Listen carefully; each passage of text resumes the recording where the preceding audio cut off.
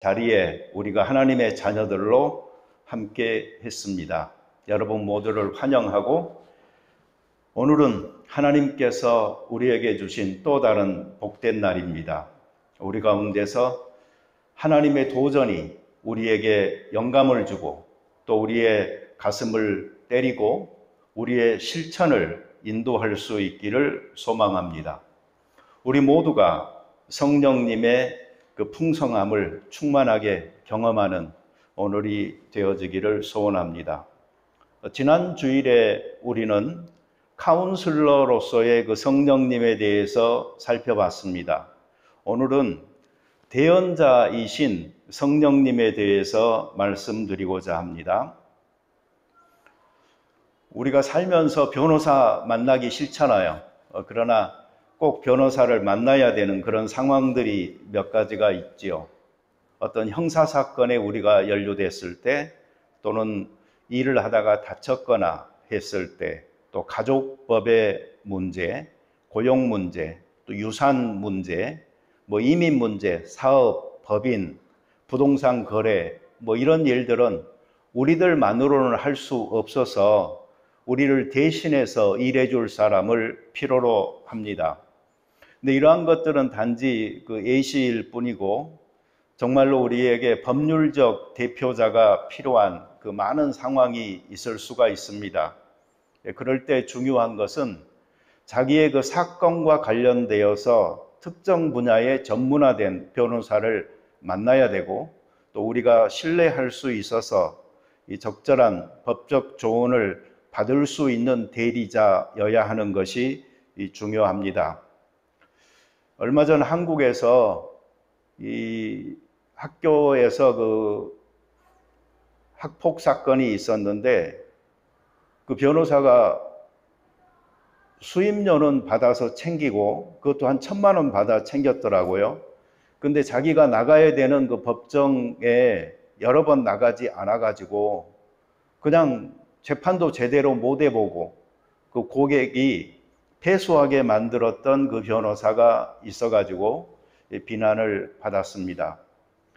좋은 변호사를 만나면은 많은 도움이 되지만, 성실하지 못한 변호사를 만나면 실제로 도움이 되지 않습니다. 우리는 이왕이면 최고의 변호사를 만나야 합니다. 그리고 우리가 믿음 생활을 하고 또 사회생활 하면서도 우리가 만날 수 있는 최고의 변호사는 성령님인 것입니다. 우리는 기억할 필요가 있습니다. 모든 고객이 그 변호사와 맞는 관계가 각각 다르잖아요. 그런 것과 마찬가지로 우리는 최고의 변호사인 성령을 우리 편에 모셔두고서도 우리 각자가 성령님과 맺고 있는 관계는 다 다르다는 것입니다. 이건 굉장히 불행한 일입니다. 최고의 변호사를 만났으면 최고의 변호사를 만난 것만큼 혜택을 받을 수가 있어야 되는데 그렇지 못하니까요. 고객과 변호사의 관계처럼 이 그리스도인과 성령님의 관계, 좋은 관계로 유지되기 위해서는 필요한 점들이 있습니다. 다양한 요소에 의해서 결정되어질 수가 있겠지만, 상호 서로 신뢰할 수 있는, 그리고 효율적으로 소통할 수 있는, 그래서 정직하고 공감하고 협력하고 순종하여 이루어가는, 이것이 참으로 필요한 것입니다. 우리가 하나씩 좀 살펴보겠습니다. 첫 번째로는 존중하는 것이 필요합니다. 이 클라이언트와 그 변호사 사이에는 서로를 잘 존중해야 되는 것입니다. 변호사는 자기 고객의 결정, 어떤 자율성, 그리고 그 비밀을 잘 존중해야 하고요. 또 클라이언트는 자기의 변호사가 자기보다 더 전문성을 가지고 있다는 것을 인정하고 그 조언을 받아들일 줄 알고, 그리고 법적 절차를 밟아나가는 과정을 존중할 수 있어야 되는 것입니다. 성령님은 성스러운 존재, 하나님입니다. 그래서 우리는 성령님을 존중하고 도움을 받으며 성령님의 가르침과 지시를 경청할 줄 알아야 합니다. 성령님과의 관계에서 이 존중이라는 것은 상호적인 요소로 작용해서 굳건한 연결을 형성하는 데 도움이 되는 것입니다. 두 번째로는 이 신뢰와 효율적 소통이 있어야 합니다. 신뢰하지 못하는 관계, 변호사와 고객 사이에 성립할 수 없습니다. 그와 마찬가지로 우리가 믿음 생활을 하면서도 성령님과 관계가 서로 신뢰하지 못한다면 이것은 불행한 것입니다.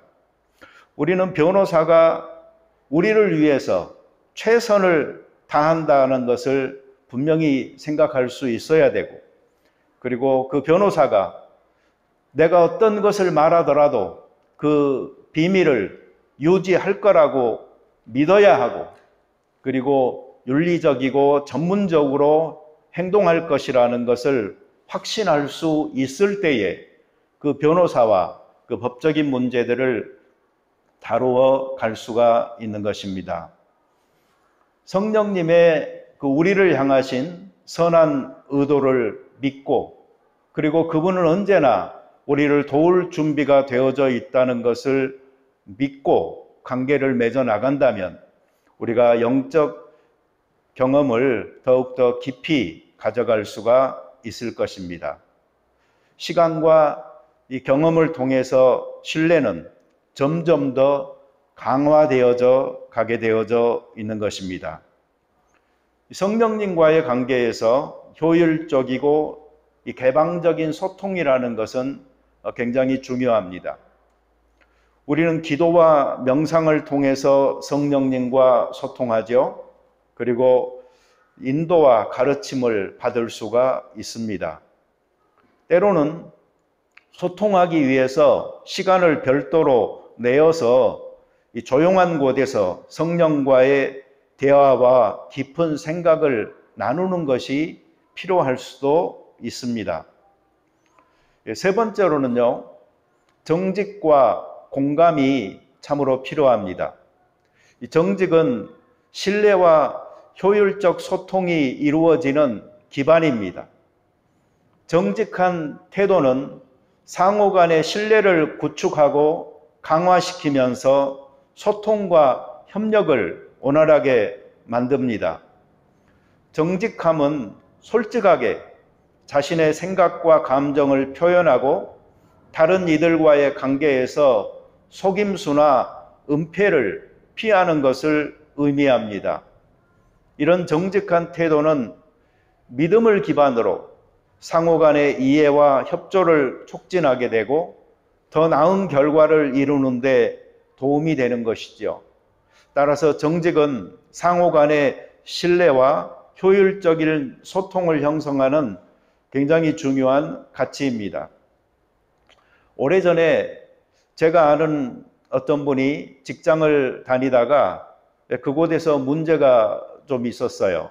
그래서 재판을 받게 된 적이 있는데 결국은 이 재판을 가야 되니까 이 변호사를 선임하게 됐고, 그리고 제가 통역을 위해서 시티에 그분과 함께 그 변호사 사무실에 갔었습니다. 이제 형사 그 문제여서 그런지 뭐 생긴 것도 변호사가 좀 무섭게 생겼더라고요. 그런데 딱 들어가자마자 문을 걸어 잠그는 거예요. 그리고서 말하는 것이, 이 방에서 나누는 대화는 우리만 아는 것이라고, 사실대로 다 말해 달라고, 어떻게 된 것이냐고 그렇게 묻더라고요. 여러분, 그곳에서는 오직 진실이 필요한 것입니다. 나를 위한 변호사, 나를 위해 대신 말해줄 변호사, 나의 비밀을 지켜줄 변호사, 그 관계 속에서는 감출 것 없이 있는 그대로 나의 부끄러운 행위라도 내어놓고 해결 방안을 찾아야 되는 것입니다. 이 절대적인 신뢰에 기초한 절대적인 정직이 요구되어졌던 그런 순간이었습니다. 하나님 앞에 서게 될 때 우리는 무엇인가를 숨기려고 해서는 안 됩니다. 그분은 이미 다 알고 계십니다.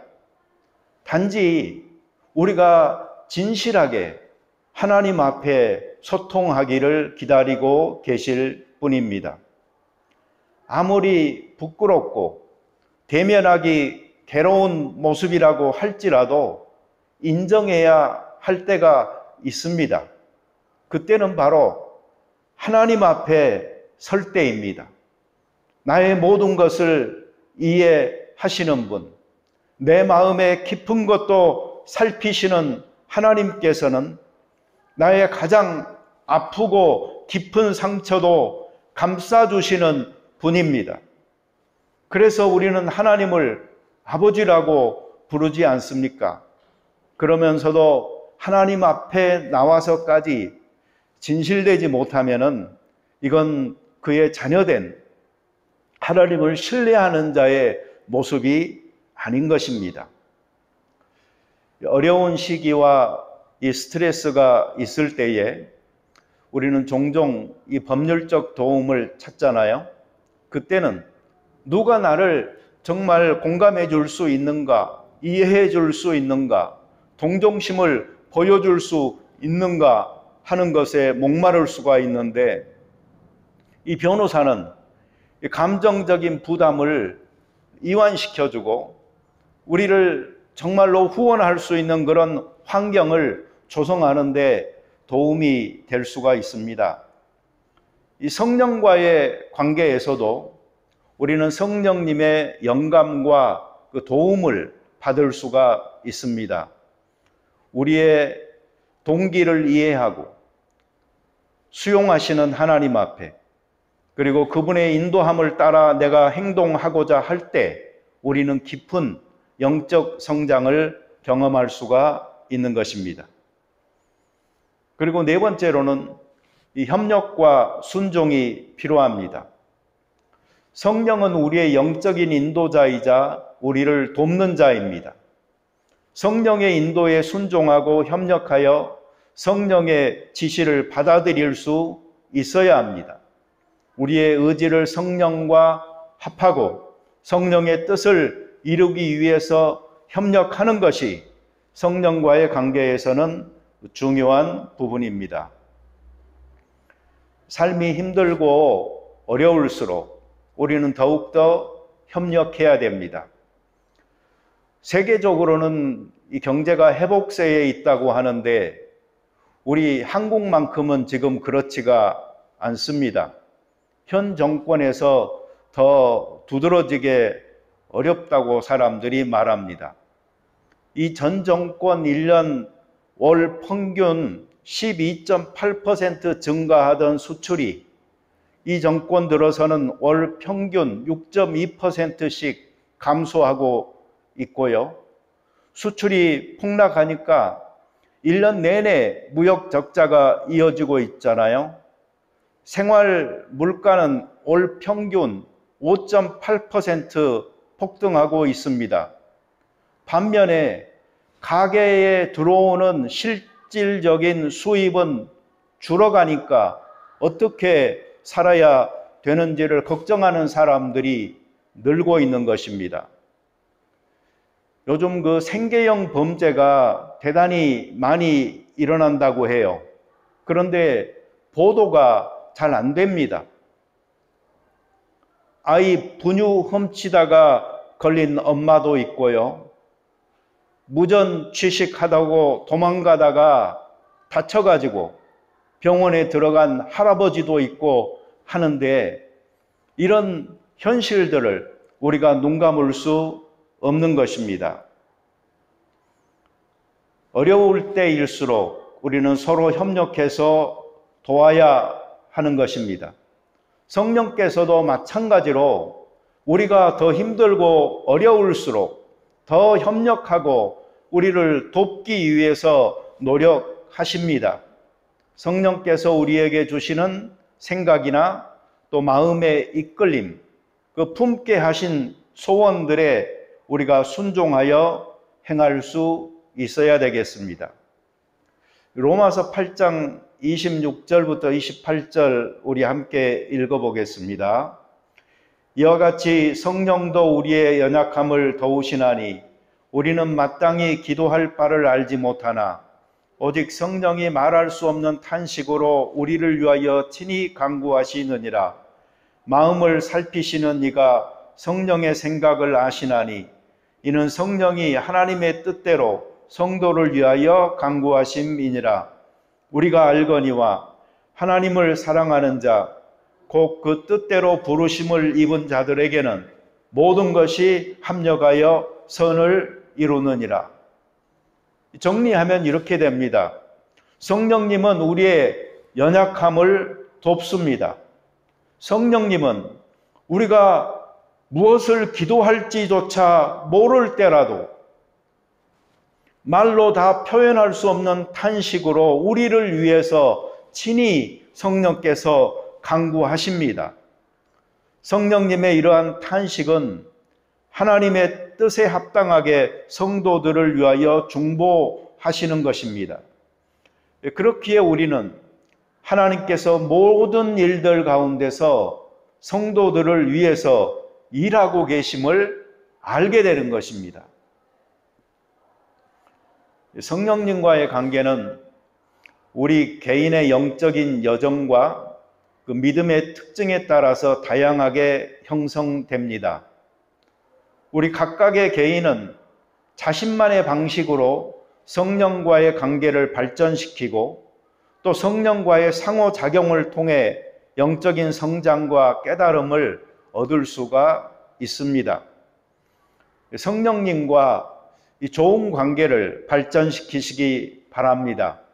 정직하시고 소통하시고 공감하시고 신뢰관계를 든든히 구축하셔서 그 성령님의 인도를 따라 순종하여 사시기 바랍니다. 우리는 마지막 날에 하나님의 심판대 앞에 서게 될 것입니다. 우리 앞에 생명책이 펼쳐질 것입니다. 우리의 행위를 따라서 판결이 내려지려고 하는 그 순간에 예수님께서 우리 곁에 서서 말씀하실 것입니다. 문제 전혀 없습니다. 이 사람은 나를 믿은 내 친구입니다. 예수님께서 우리의 대언자가 되십니다. 그 예수님께서 성령님을 우리의 대언자로 보내주셨잖아요. 따라서 우리는 성령님도 우리를 위해서 중보하시고 대언하시고 이분이 바로 나를 위한 변호사다라고 믿고 우리의 실제적 삶을 살아가야 되는 것입니다. 그래서 성령님은 현재 우리가 살아가는 삶 속에 가까이 주신 제2의 보혜사 바로 예수님이다 생각하시고 그 성령님을 순종하여 행할 수 있어야 합니다. 예수님이 진리이고 성령님이 진리의 영이시고 그 진리의 영이 진리이신 예수님의 모든 말씀을 이해할 수 있도록 이끌어 주시고 생각나게 하시는데 바로 이 성령님과 동행하지 않으면서 어찌 우리가 예수님과 동행한다고 말할 수 있겠습니까? 성령님은 우리의 필요와 간구를 하나님께 전하고 우리를 위해 기도하시고 하나님이 뜻이 이루어질 수 있도록 중보하십니다.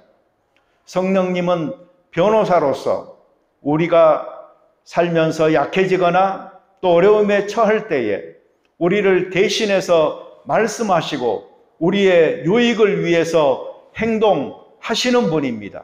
또한 그분은 우리의 약점을 알고 계시며 우리가 은밀하게 범한 죄까지도 알고 있지만 우리를 위해서 말씀하시고 용서해 주시고 우리를 보호하시는 분이 바로 성령님입니다.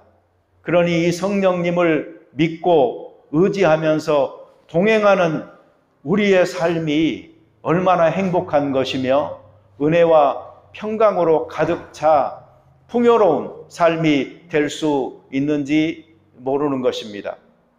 우리는 성령님과 동행하는 삶으로 매일매일을 살아가서 하나님 앞에 부끄럽지 않기도 하고 하나님 나라에 부끄럽지도 않은 사람이 되어지는 귀한 축복이 있어야 되겠습니다. 같이 기도드리겠습니다. 자비로운 주님 감사합니다. 하나님 은혜로 저희가 하나님의 자녀가 되게 하심을 감사드립니다. 예수님의 말씀을 늘 생각하고 더 배우고 깨달으면서 살고 싶습니다.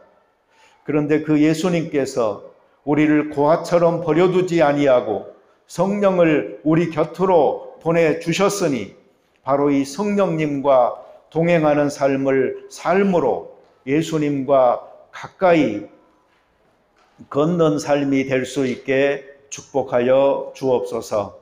우리가 모르는 것들도 생각나게 하시고 이해하지 못하는 것들도 이해할 수 있어 깨우치게 하심으로 말미암아 이 애로운 세상에서 힘들게 사는 내 인생인가라고 탄식하고만 있지 말고 바로 이 세상 속에서 하나님께서 모든 것을 준비하여 나로 하여금 누리게 하신 환경 속에 내가 있구나 생각하고 감사하고 축복 가운데 걸어가는 귀한 인생들 되게 도와 주옵소서. 예수님의 이름으로 기도드립니다. 아멘.